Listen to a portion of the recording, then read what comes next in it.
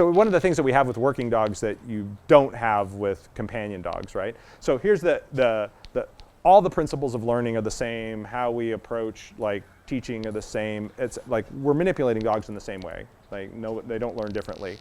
The difference with our working dogs is we need a higher level of motivation from them to do the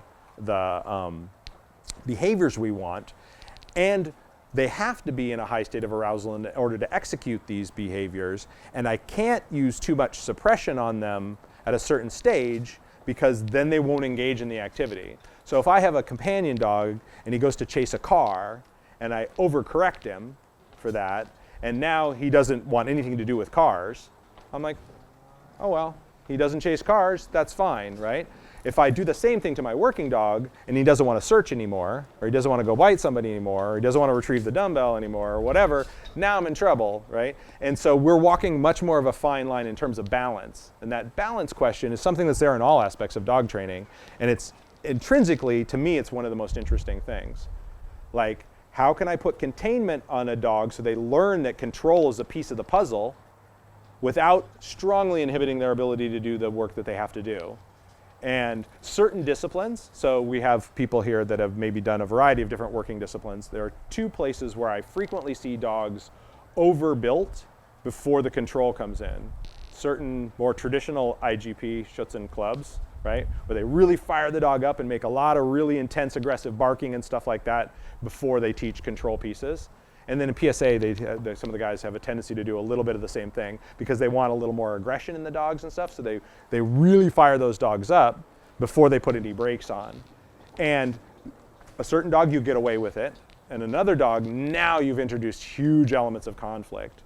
So what I've become aware of over the years, trying a lot of different disciplines like that, is I think I try to introduce the control earlier a little bit. And if it goes well, it allows me to do a little less of it. And if it's a struggle, then I persist there so that I have that piece in there before I put the dog here. And it's doing it at the right space developmentally. It's a little bit of a guessing game. I'm basically looking at the dog in front of me and saying, wow, you're a lot. I'll start. So I have a puppy right now who's 9 months old, right? And normally I teach my puppies to let go of objects, right? When they're finished teething normally.